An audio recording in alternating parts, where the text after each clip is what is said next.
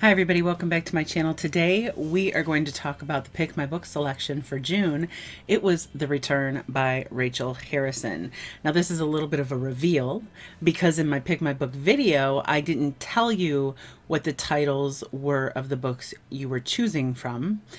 I only read an excerpt from each book. So an overwhelming majority of you voted for book number 2, which was The Return by Rachel Harrison.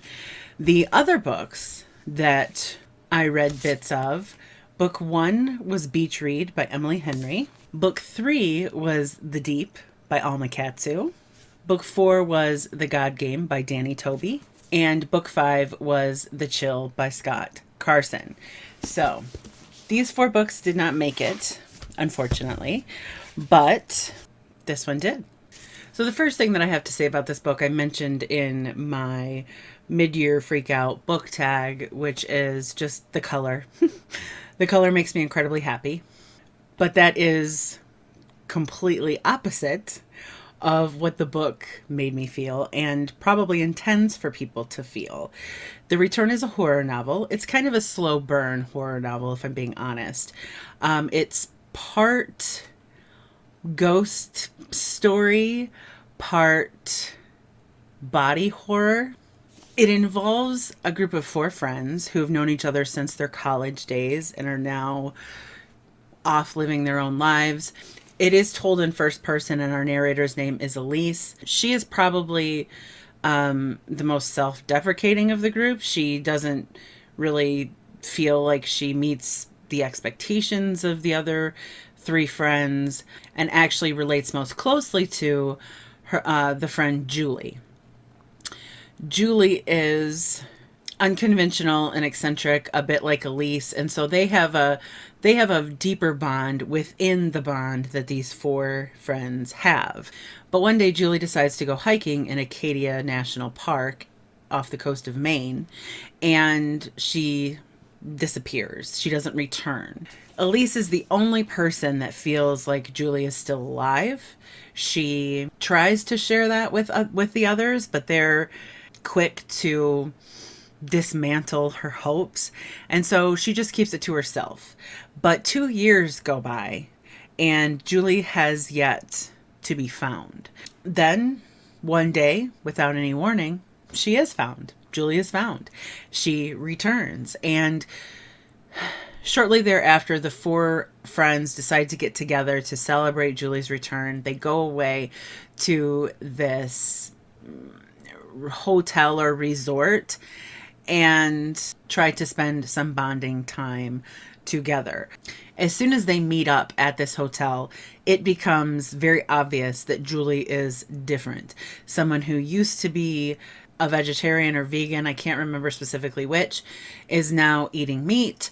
Things she used to like, she doesn't like. Her appearance has changed. Of course, she's been missing for 2 years, presumably in the wilderness where she went hiking, so she's a lot thinner.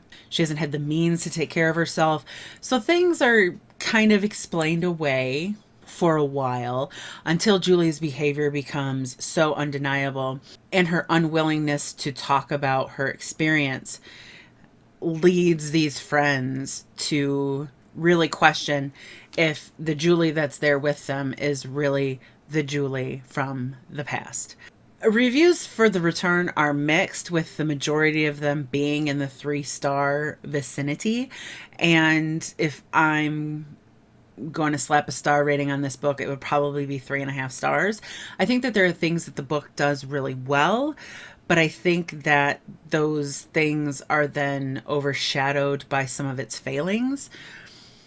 For instance, this is a slow burn, so don't go into it expecting a ton of action, but I will say that for a slow burn horror novel, it is pretty creepy. I found it to be creepy.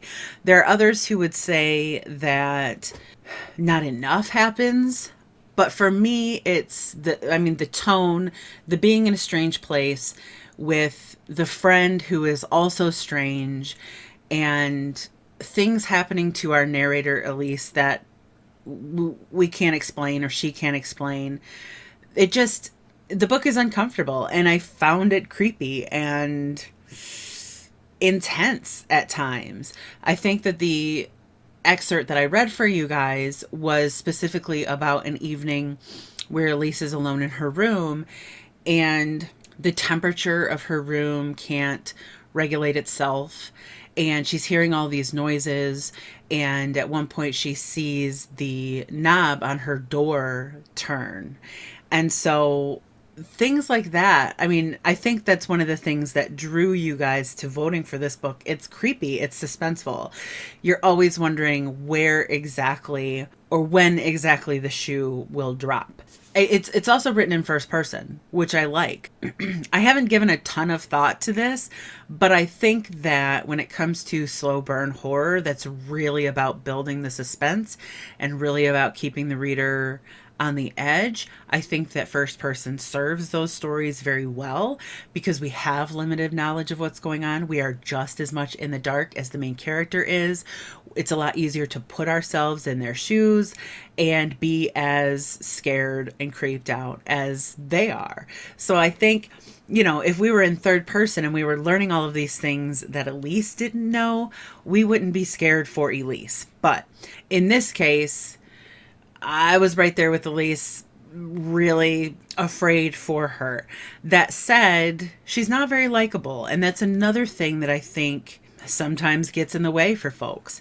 Maybe contributes to this book's low rating. I think it's at like a 3.3 something on Goodreads, which is pretty low.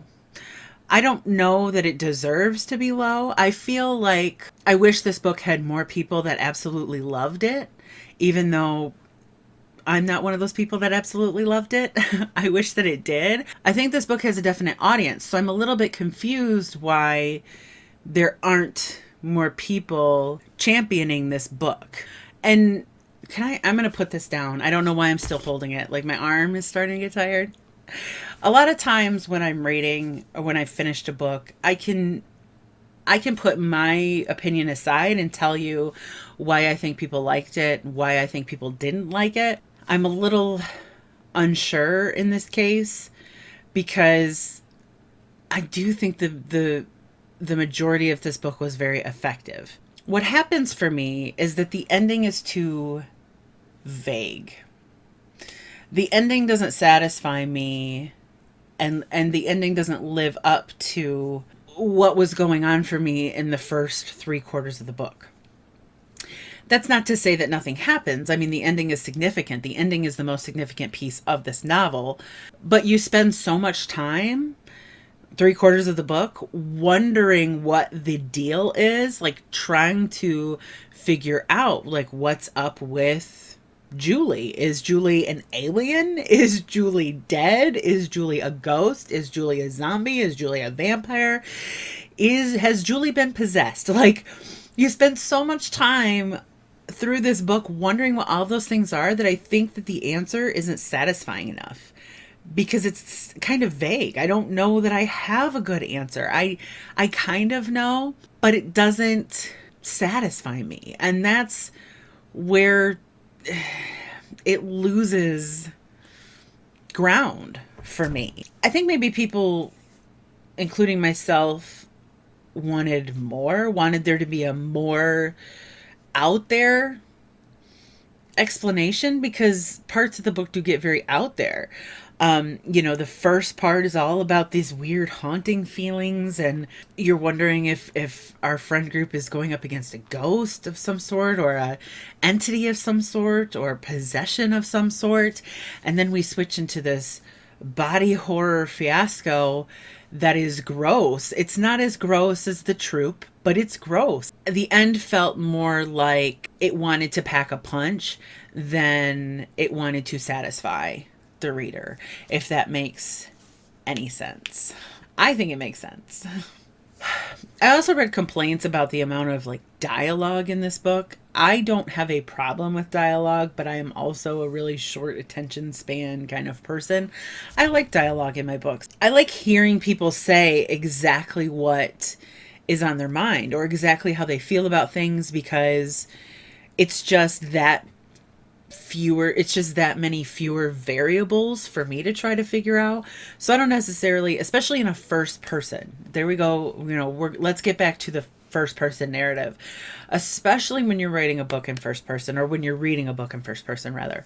If people don't communicate their feelings and their thoughts about things, and if relationships aren't built through dialogue, I'm not sure what else you can do unless your narrator is like super intuitive and super empathetic and super understanding and self-aware, and and I just don't think the character of Elise is. So I'm not going to pretend that Rachel Harrison made the decision to put a lot of dialogue in this book because of the person that Elise is. But I'm going to justify it by saying that. I'm going to justify by saying that, Elise is kind of, what is Elise? You're not going to look up to Elise. You're not going to be particularly proud of Elise. Like, Elise is not very successful, and she's not even a failure. She's just a not trier. Like, I don't know how else to say it. Elise is just a little too content with the things of her life that she could actually improve if she wanted to. That's the kind of person that I think that she is. So is she the best person? Is she the best person or character to intuit for us what the other characters think and what the other characters feel? Probably not.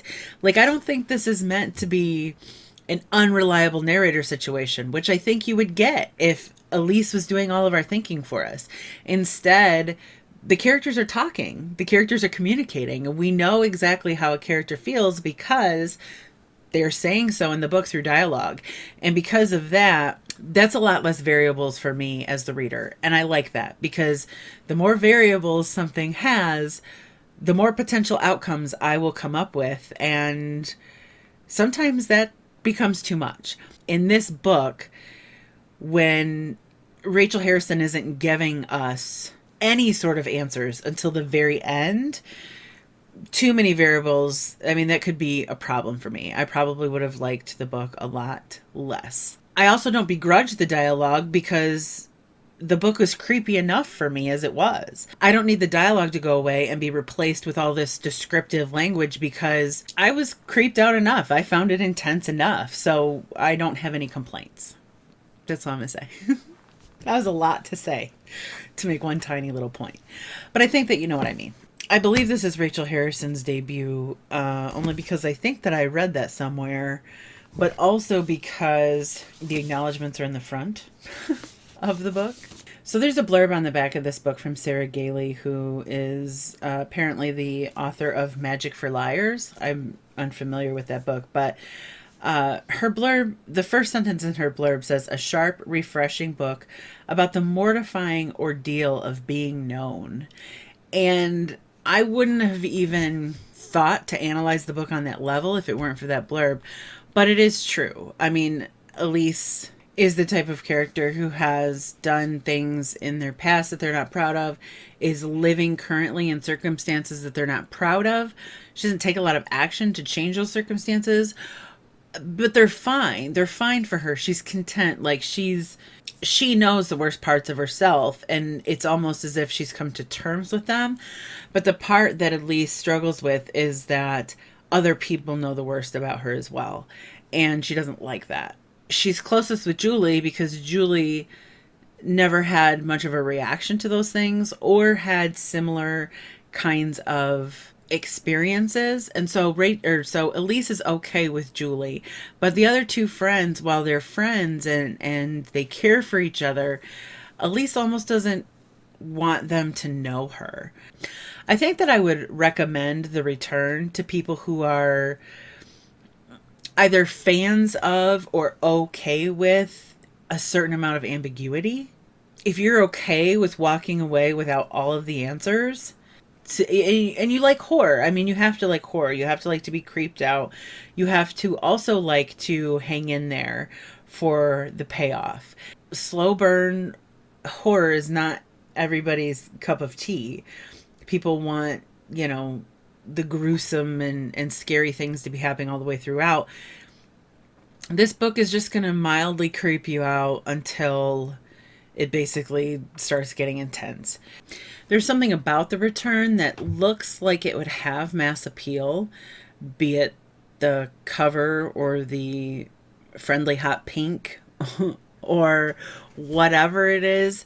I mean, it's published by Berkeley, which I can't say for sure, but it doesn't seem like Berkeley is a huge publisher of horror.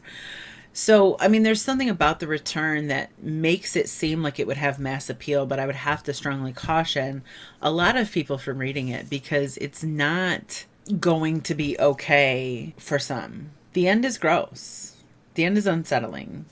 It's not the worst thing that I've ever read. It's not, the most disturbing thing. We know what that is. But it is going to go a step too far for people who are picking this book up thinking it's a thriller, a supernatural thriller, or a supernatural suspense. It's supernatural horror. We shouldn't pretend that it's anything else. So just know that going in. I know that the majority of people I'm talking to are familiar with horror. Otherwise, you might not be here on this channel. But that may be a contributing factor as well to its low rating. Just not being transparent enough to the folks who aren't fans of horror. So those are my thoughts about The Return by Rachel Harrison, the book that you picked for me to read in the month of June.